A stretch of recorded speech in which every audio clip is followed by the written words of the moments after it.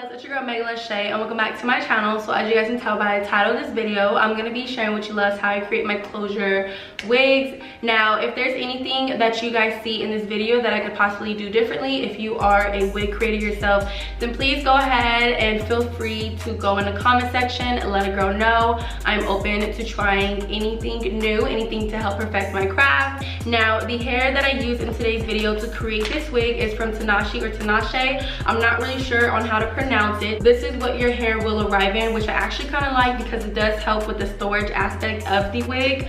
I typically store my wigs in bags anyways. I know some of you guys are gonna cringe at that, but yes, I do store my wigs in bags just because I do not have the space to be having wigs everywhere, okay? And then also what's nice about this is the fact that I'm always gonna know exactly where the wig is from. Sometimes I can get my wigs mixed up, but with this kind of packaging, I sure won't. Now, the hair texture that I have is the Brazilian Loose Deep. I have the lengths 22, 24, 26 with a 20-inch closure. So your girl sure as heck did go super long, okay? And I'm loving this length. If you guys don't know, your girl loves long hair, like it's just my thing. Now, I am a 5'4", so I am gonna go ahead and share with you loves exactly how long this hair does sit on me. So as you guys can see, it does sit really freaking long on me. This is the front.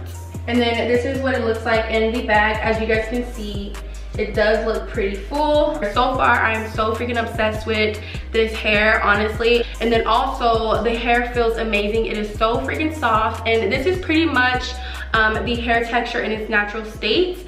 I did just add some water and brush through it and then kind of frizz it out a little bit. I did not add any product. So this is literally the hair in its purest form. But yeah, sis, so I genuinely think that this hair is super freaking bomb and I would definitely recommend it. I would not be sitting here wasting your time or my time, sis, okay, if I did not believe that this hair was bomb. Like I said, the hair is bomb, okay? So I will be sure to leave the link as well as all of the information regarding this hair, as well as the direct link to the hair that I have in the description box down below for you loves. So make sure you guys go and check that out so that way we can both be out here popping, you feel what I'm saying? But anyways, so enough of all that. Let's go ahead and get right into this tutorial. So I did want to go ahead and include some content of the original packaging. So like I said, this is how the hair arrives, and then the bundles were really nice. I really like their packaging as well because typically when I receive hair, it's all the same packaging. But the hair was nice and soft and it was very luxe. It had a nice shine to it. And even the closure was nicely put together.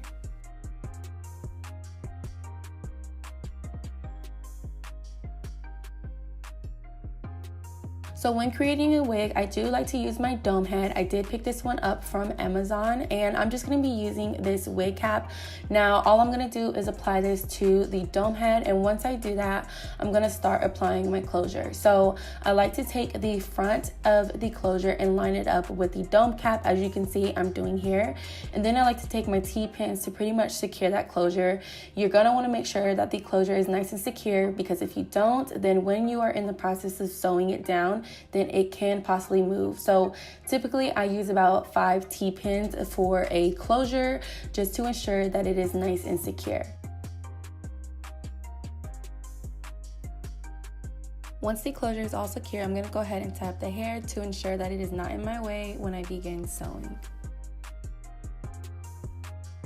Now, once I'm all done with that, I do like to take a pre-cut long piece of thread and pretty much knot it around my needle. Now, at the start of all of my sewings, I like to take the thread and run it all the way through until there is barely any thread left on the other side. And what I like to do with that leftover thread is pretty much create knots. Now, what this does is just ensures that it's going to be nice and secure and that the thread is not going to eventually open up. Typically, I like to make about 4 to 5 knots. I know it seems like a lot, but it always definitely works for me. And then eventually we are going to cut off that little extra piece just because it is not needed. So once I have that all set in stone, I'm going to start sewing. So as I'm going to show you guys here, this is definitely going to be something that's going to be easier to understand by seeing my visuals. So once I loop the thread through, I like to keep my finger in place. Then I like to loop the needle around the thread about 3 times. Now, this is pretty much all that I do. For the closure, I do always loop 2 to 3 times. Now, please note that once you loop 3 times, it can sometimes be a bit difficult and you may come across some knots, which is why I use my finger to kind of keep that thread space open. If you create wigs often, then you definitely know what I'm talking about.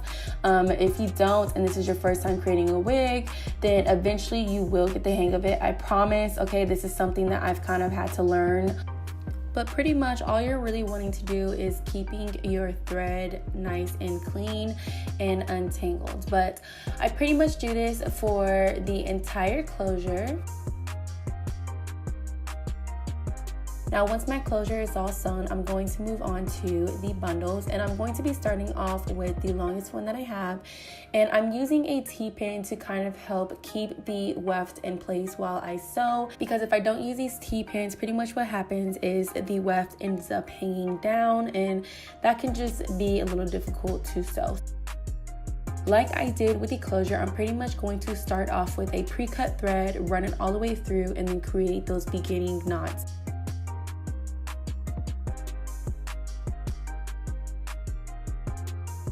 And then I am going to start sewing. Literally almost the exact same process as the closure. The only difference is because we are working with a bundle and the weft is extremely long, typically what I like to do is make between 1 to 3 loops versus 2 to 3 loops, just because we are working with a longer weft and the security that is required for the closure is not necessarily needed for the bundles.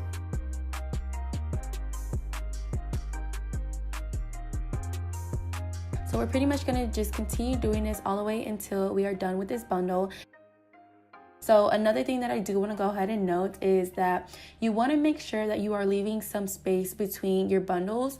And what I mean by that is when you flip the bundle over to start a new line of sewing, you want to make sure that you have some space.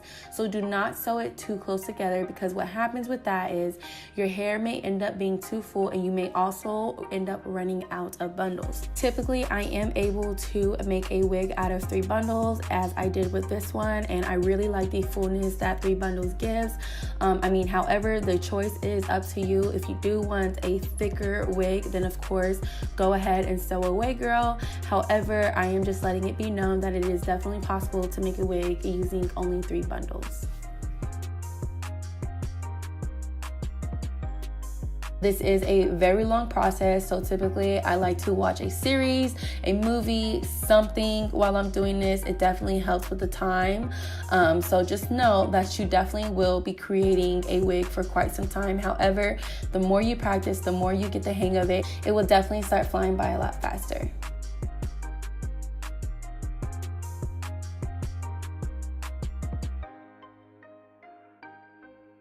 Now, once we run out of this bundle, we are going to move on to the second longest one and pretty much just work our way up. And what this does is just naturally creates a layer versus just having your hair all over the place with different lengths. So you definitely want to make sure that you are starting off with the longest bundle first and working your way up to the shortest.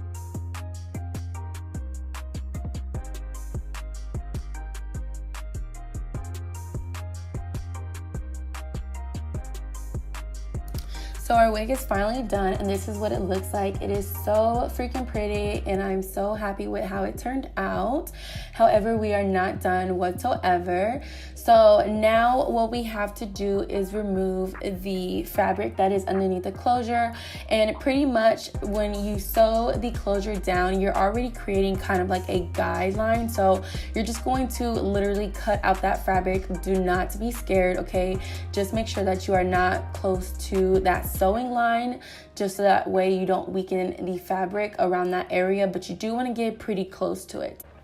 So now we're gonna go ahead and start working on the closure. This right here is the most essential part to any wig making process. Whether you're making a closure wig or a frontal, you definitely wanna go ahead and customize the hairline just a little bit. So what I like to do is part a little section of the front off first, so that way I don't end up plucking away those hairs. You definitely want to do this because sometimes you can get a little overboard, and this kind of helps like distinguish those flaws a little bit. And pretty much all I'm going to do is literally pluck away until I'm happy with the results. I personally like using water when customizing my hairlines just because it makes the hair easier to manage in the front. But pretty much that is all that you're going to do until you are happy with your results.